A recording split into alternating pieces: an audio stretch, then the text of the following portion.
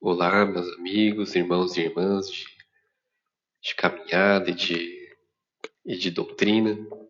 Gostaria de agradecer a oportunidade de vir aqui mais uma vez falar com vocês e gostaria de convidá-los neste momento a respirar fundo, prestar atenção no corpo, buscar acalmar os pensamentos, deixar um pouco de lado as preocupações do dia a dia, do trabalho, dos problemas diários, né, da vida, equilibrar os sentimentos para nos conectarmos à espiritualidade maior, aos bons amigos, que possamos, neste momento, tirar o melhor, nos conectar todos em um só pensamento de amor, de fé, de desejo de aprendizado, que os bons amigos possam nos auxiliar na compreensão, possam me auxiliar nas minhas falas, dentro do que me propus a estudar e trazer aqui para vocês, que possamos sair deste breve momento renovados, né, com novas ideias, com esperança renovada, fé reforçada, que os ensinamentos do nosso Senhor Jesus Cristo possa ser uma pedrinha a mais, né, ficar gravados em nós e ser mais uma pedrinha na construção do reino de Deus em nossos corações. Bom, mais uma vez gostaria de agradecer. E o tema proposto para hoje é algo bastante presente, né, na vida de todos. A partir de certo momento, certa idade, né, a gente começa a buscar a saber quem somos nós, né?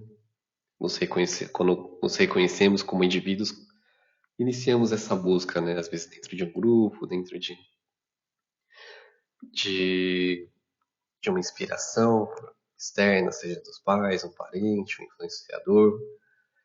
E quem já teve a oportunidade de ver alguma palestra minha ou escutar, sabe o quanto eu admiro Kardec, né?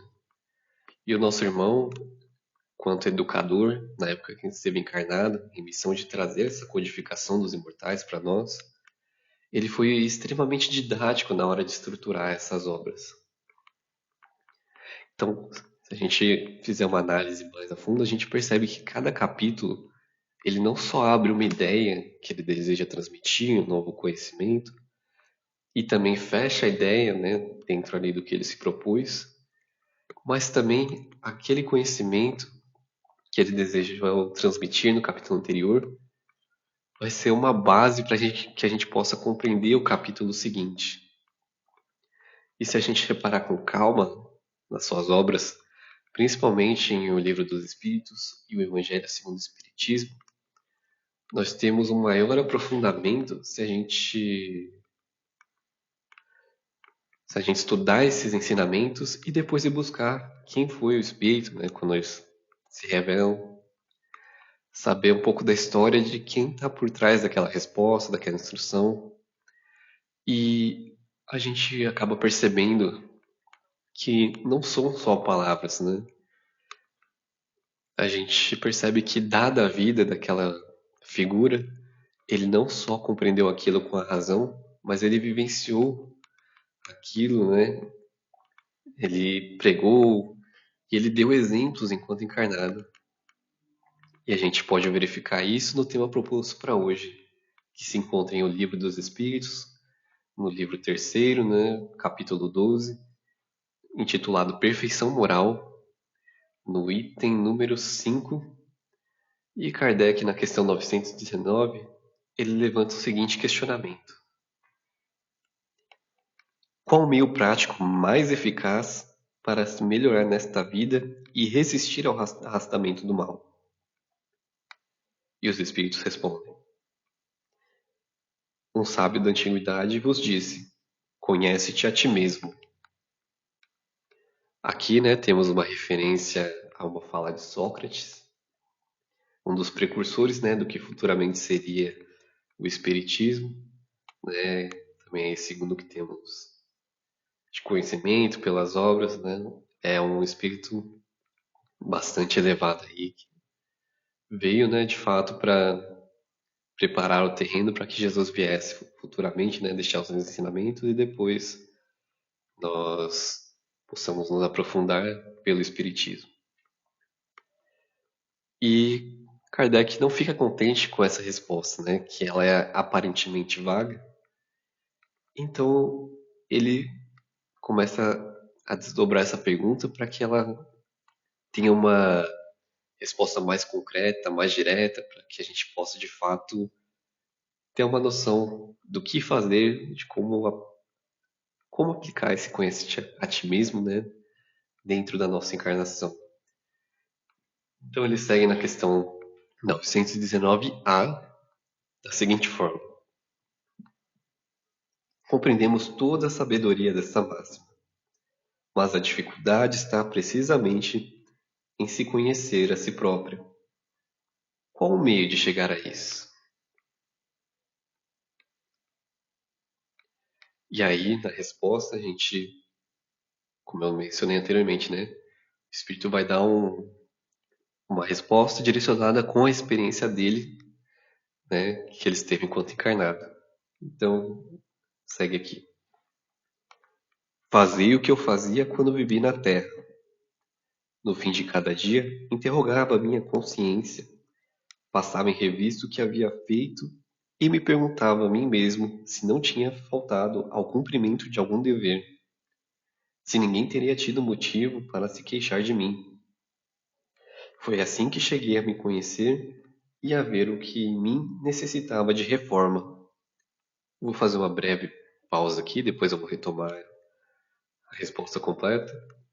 Mas só desse trechinho aqui me remeteu a algumas figuras históricas, né, que a gente tem contato ao longo da vida. A primeira,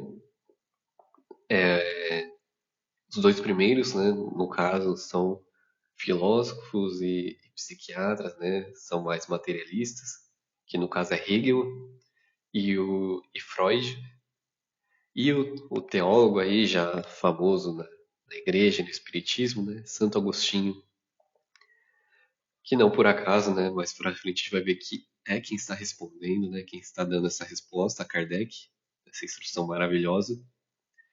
Mas abordando um pouquinho de Hegel e Freud, dentro de uma perspectiva mais materialista, ambos abordaram, né, uma questão bastante similar, né, bastante tocante ao assunto que a gente tem de autoconhecimento, embora pelos, pelo conhecimento histórico que a gente tem, eles não tenham tido acesso, né, à obra um do outro, mas eles chegaram a uma conclusão bastante similar. Eu vou focar um pouco mais em Freud, que dentro da sua pesquisa, ele descreveu um fenômeno que ele chamou de denegação. Então, a denegação o que é? Ela é, de forma bem resumida, é uma negação de uma característica, um pensamento ou um desejo do indivíduo que em algum momento foi externado ou reconhecida por ele próprio e depois negada, né, como uma forma de autodefesa. Então, se não me engano, posso estar errado, então, se estiver aceito as correções e as certificações depois, dentro da psicanálise, né, é uma forma de tratar o recalque. Então, busca-se, né, dentro do estudo ali do indivíduo, entender, né, se ele tem a consciência de alguma característica dele e ele conscientemente nega, ou se inconscientemente, né, ele consegue distinguir o que está mais distante dele, uma característica, uma atitude, e é como eles vão trabalhando, né, o conhecimento ali do indivíduo que está sendo analisado, né? E é bastante real isso, né? Essa questão de negar. Muitas vezes a gente deixa de fazer uma análise como está sendo proposta aqui no Livro dos Espíritos, essa análise diária, muitas vezes por acreditar que a gente ou já nos conhecemos bem, né? Sabemos quem nós somos, ou muitas vezes por medo do que a gente vai encontrar ali. O medo de se conhecer e não gostar de algo que vai ver ali. E dentro, né, das nossas vivências ao longo da vida, a gente de vez em quando tem a oportunidade de conhecer pessoas que vão aos extremos, né? Tem pessoas que se acham um ser humano horrível, né? A pior pessoa do mundo, que não reconhece o valor da sua existência, né? Não reconhece suas coisas boas, ou se acha incapaz, né, de fazer boas obras, por se achar muito imperfeito. E por outro lado, né, de vez em quando a gente encontra alguém aí que às vezes se acha um enviado nas altas esferas, né? Um anjo dos mundos felizes que voltou para auxiliar a humanidade no auge das suas bondades, né? E aqui eu coloco uma fala do Haroldo Dutra, que eu achei bastante pertinente com o tema, né? Que em uma das suas palestras ele comenta que às vezes o conhece-te a ti mesmo acaba caindo em dois lugares distintos, né? Ao invés de te conhece, a gente cai no julga-te ou no opina-te. Então o julgamento, muitas vezes ele é muito severo, né? A gente acaba sendo muito rígido conosco mesmo e, consequentemente, com a régua que a gente utiliza para nós, a gente pode acabar sendo muito rígido com o outro também. Ou a gente cai, né, na questão da opinião.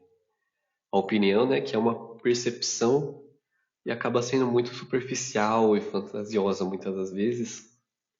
Então, ambos os casos não contemplam a realidade como um todo, né? O mundo não é um maniqueísmo, né? Não é uma batalha de bem e mal, não é preto no branco. Nós temos aí camadas e tons de cinza. E também sabendo, né, que estamos no mundo de provas e expiações, nós sabemos que tem pessoas que ainda não caminharam, né, tanto moralmente, assim como nós temos irmãos, né, que já caminharam um pouco mais e vêm nos auxiliar, vêm como os missionários, né? Mas, no geral, né, acredito que estamos todos ali nesse meio termo, né, na média. Temos as nossas qualidades, os nossos defeitos. Não existe ninguém, por pior que seja na nossa visão, que seja inteiramente bom ou mal, né? E faz parte, né? O mundo vai caminhar, vai progredir, vai abarcar seres que caminharam um pouquinho mais, mas a gente sempre vai conviver, né, com ambos os casos. Ninguém vai ser 100% perfeito, né, a não ser quando chegarmos aí, né, no estágio mais avançado da nossa jornada evolutiva. E agora falando um pouco mais, né, sobre essa terceira figura que traz, né, essa instrução, Santo Agostinho. Sempre que eu ouvi dizer, né, sobre ele, que ele era um hedonista, alguém que acredita que o propósito da vida seja uma busca constante por formas de atingir o prazer, né? Eu fiquei bastante curioso em saber como foi a vida dele, né? Como foi esse processo, né, de mudança para que ele saísse num ponto de alguém mais voltado à matéria e chegasse a receber esse título, né, de santo. Então, falando um pouco sobre a história de Santo Agostinho, ele nasceu em 13 de novembro de 354 d.C., em Tagaste, uma pequena cidade ali, no que atualmente hoje é Argélia. E desde jovem ele apresentava grande aptidão para retórica, para fala. Então ele gostava bastante de ler e decorar os textos dos poetas latinos. Ele cresceu num lar misto, né? A mãe dele era bastante religiosa, mas com a influência do pai, né, que era um homem honesto, mas não religioso, em um modelo de educação que ele primou muito, né, pela formação acadêmica, intelectual, para que se torne, ao invés de ir mais, né, nesse sentido da religião.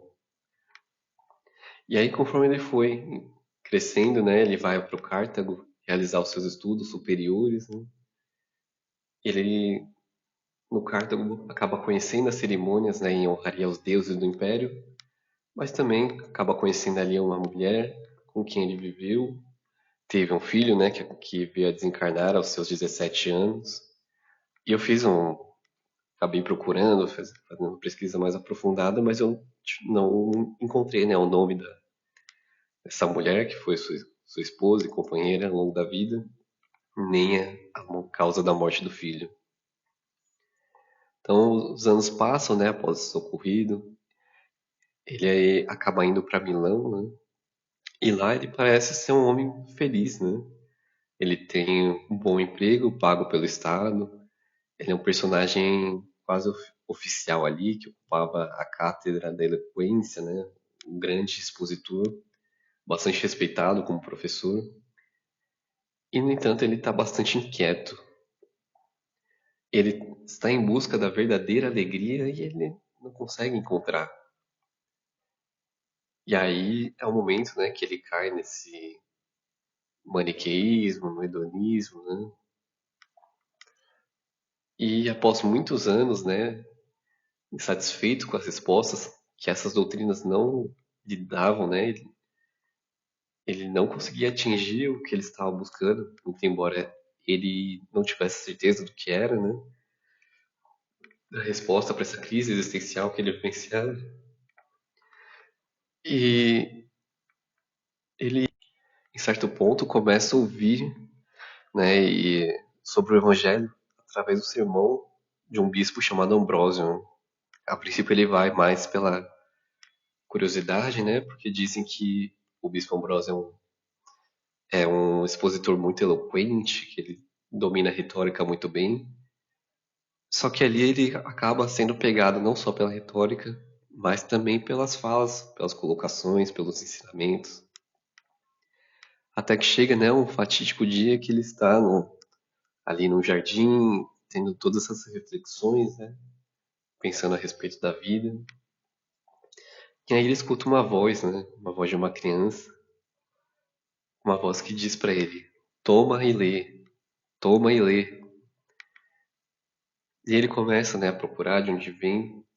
Ele se depara com um livro, e no livro tem um escrito de São Paulo, né? Nós conhecemos como Paulo de Tarso. E ali, quando ele faz aquela leitura, ele se converte em definitivo ao cristianismo. E novamente, né, não por acaso, o despertar da consciência, né, para um novo sentido da vida de Santo Agostinho veio de alguém que realizou sua própria mudança. Então, Paulo de Tarso, né? Quem teve a oportunidade de ler Paulo Estevam, ou ver alguma coisa a respeito, ver os filmes, sabe o quanto ele mudou depois do encontro com Cristo. Então, naquele momento, Santo Agostinho havia encontrado ali sua própria estrada de Damasco e tinha tido seu encontro com Jesus através do convertido. E daquele dia em diante, após se converter, ele mudou radicalmente o seu modo de vida. Então, hoje ele é considerado santo não por operar milagres, né? Acredito que tenha, né, tem esses critérios para que alguém seja canonizado, e ele destoa um pouco disso. Não é por ter feito os milagres, né? Mas foi por conta da sua capacidade de autotransformação da sua própria vida, do pensamento, do discurso e das atitudes. E isso impressionou, né? E foi o que fez ele ser considerado aí um santo. Então, vou aproveitar e vou seguir aqui com a resposta que Santo Agostinho deu. Ele que realizou o seu processo de transformação, ele segue aqui explicando. Aquele que todas as noites lembrasse todas as ações do dia e se perguntasse o que fez de bom ou mal, pedindo a Deus e ao seu anjo guardião que o esclarecessem, adquiriria uma grande força para se aperfeiçoar. Porque, acreditai-me, Deus o assistirá. Formulai, portanto, as vossas perguntas e indagai o que fizeste e com que fito agiste em determinada circunstância. Se fizeste alguma coisa que a censuraríeis no outro, se praticasseis uma ação que não ousaríeis confessar. Perguntai ainda isto: se aprouvesse a Deus chamar-me neste momento, ao entrar no mundo dos espíritos, onde nada é oculto, teria eu de temer o olhar de alguém? Examinai o que pudesseis ter feito contra Deus, depois contra o próximo, e por fim contra vós mesmos. As respostas serão motivo de repouso para a vossa consciência ou indicarão um mal que deve ser curado. O conhecimento de si mesmo é, portanto, a chave do melhoramento individual. Mas direis, como julgar a si mesmo? Não se terá a ilusão do amor próprio que atenua as faltas e as torna desculpáveis?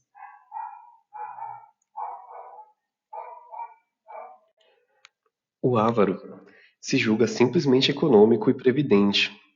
O orgulhoso se considera tão somente cheio de dignidade. Tudo isso é muito certo, mas tendes um meio de controle que não vos pode enganar. Quando estáis indecisos quanto ao valor de uma das vossas ações, perguntai como qualificarias se tivesse sido praticada por outra pessoa. Se a censuras, se a censurardes em outro, ela não poderia ser mais legítima para vós, porque Deus não usa de duas medidas para a justiça. Procurai também saber o que pensam os outros, e não negligencieis a opinião dos vossos inimigos, porque eles não têm nenhum interesse em disfarçar a verdade. E realmente Deus os colocou ao vosso lado como um espelho para vos advertirem com mais franqueza do que faria um amigo. Que aquele que tem a verdadeira vontade de se melhorar explore, portanto, a sua consciência, a fim de arrancar dali as más tendências, como arranca uma erva daninha do seu jardim. Que faça o balanço de sua jornada moral, como o negociante o faz dos seus lucros e perdas, e eu vos asseguro que o primeiro será mais proveitoso do que o outro. Se ele puder dizer que a sua jornada foi boa, pode dormir em paz e esperar sem temor o despertar na outra vida. Formulai, portanto, perguntas claras e precisas, e não temais multiplicá-las. Pode-se muito bem consagrar alguns minutos à conquista da felicidade eterna. Não trabalhais todos os dias para juntar o que vos dê repouso na velhice? Esse repouso não é o objeto de todos os vossos desejos, o alvo que vos permite sofrer as fadigas e as privações passageiras? Pois bem, o que é esse repouso de alguns dias, perturbado pelas enfermidades do corpo, ao lado daquilo que vos aguarda, o homem que aguarda o homem de bem? Isso não vale a pena de alguns esforços? Sei que muitos dizem que o presente é positivo e o futuro incerto. Ora, aí está precisamente o pensamento que fomos encarregados de destruir em vossas mentes, pois desejamos fazer-vos compreender que esse futuro de maneira a que nenhuma dúvida possa restar em vossa alma. Foi por isso que chamamos primeiro a vossa atenção para os fenômenos da natureza que vos tocam os sentidos, e depois temos instruções que cada um de nós tem o dever de difundir. Foi com esse propósito que ditamos o Livro dos Espíritos. Então a gente pode perceber aqui na fala de Santo Agostinho, né, que a gente percebe, né, alguns conceitos que eu citei lá atrás, né, da psicanálise.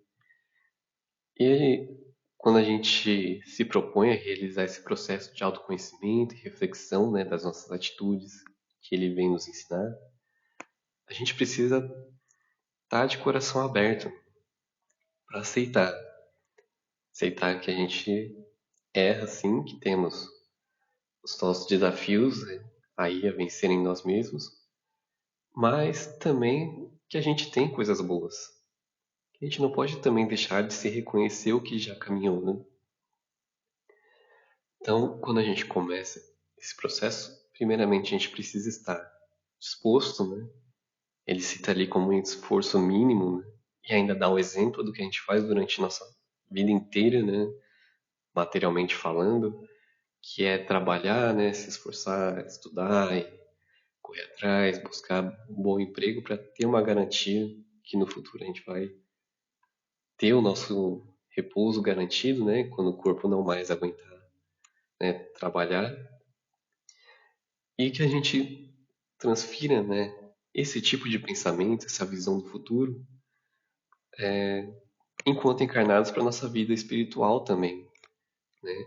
O que é a gente sentar durante o dia e começar a pensar, né, sobre o que aconteceu. E ele dá até um exemplo fantástico, né, de fazer a projeção, né? Tentar ter um olhar externo. Pensar se fosse outra pessoa, né? Se não fosse comigo, se eu visse alguém fazendo o que eu fiz hoje, né? Será que eu censuraria? Será que eu teria aquilo como atitude correta? E isso não é se julgar, né? É ser honesto consigo mesmo. E conforme a gente vai descobrindo, né, onde a gente tem dificuldade, o que a gente precisa trabalhar, nós vamos ficando mais atentos e trabalhando em cima disso, né? A gente já começa a se atentar onde a gente erra, quais situações, né?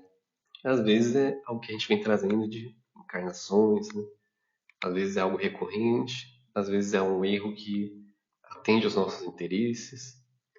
Porém, quando a gente começa a ter o acesso, né, à doutrina, essas novas ideias, aos ensinamentos de Jesus, né, essa proposta de renovação do ser, a gente já não, a gente já não tem como dizer que não sabe, né?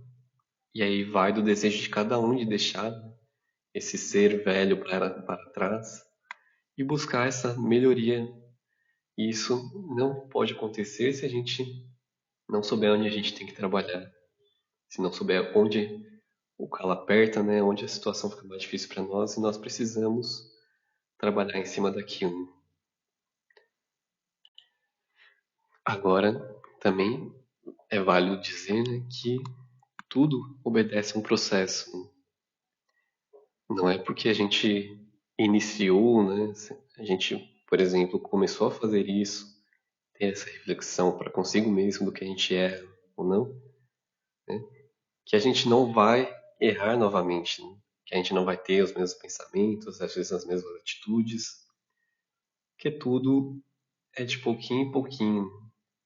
Tem, realmente não vou me lembrar quem disse isso, né? Mas é, uma, é um consenso aí dentro da área de ensino, né? Que para você ficar realmente bom em algo, você precisa praticar 10 mil horas daquilo de prática, né? Não só estudo teórico, mas prática. Então, não significa que ao longo, né, desse caminho a gente vai estar isento de erros, né? Mas é isso, a gente estar atento a eles e buscando pouco a pouco, né, sobrepô-los, né, vencê-los, e a gente se manter no caminho reto, né? Embora tenha alguns desvios ao longo da estrada, é a gente seguir se amando, mas sem jamais deixar de buscar a melhoria em nós mesmos. E enfim atender, né, esse chamado de Jesus. Cada um de nós se encontra na sua própria estrada de Damasco e que tenhamos a certeza que ao final nós temos um encontro com o Mestre e com a felicidade que ele nos prometeu. Então gostaria de agradecer a vocês pela atenção, me desculpar por eventuais pausas ou barulhos. A gente sabe que gravar de casa é um desafio, né? Temos muitos imprevistos, coisas externas. Então, peço perdão e gostaria de convidá-los a, nesse momento, fechar os olhos para nos encaminharmos ao encerramento. Então, nossa gratidão a Deus, a Jesus, a espiritualidade maior que nos amparou, ao longo deste momento,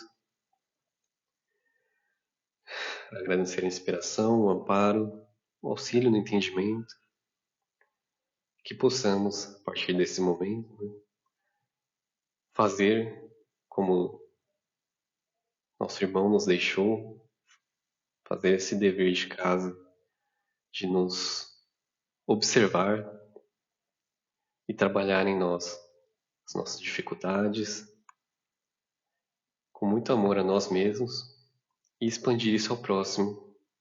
Possamos também aceitar o momento do outro, possamos agir com respeito, com amor, com caridade para conosco e para com o nosso próximo. Que essas lições sejam a lanterna, a partir de hoje, que iluminem os nossos passos na nossa jornada de vida eterna. Graças a Deus. Então, mais uma vez, obrigado e Jesus abençoe a todos.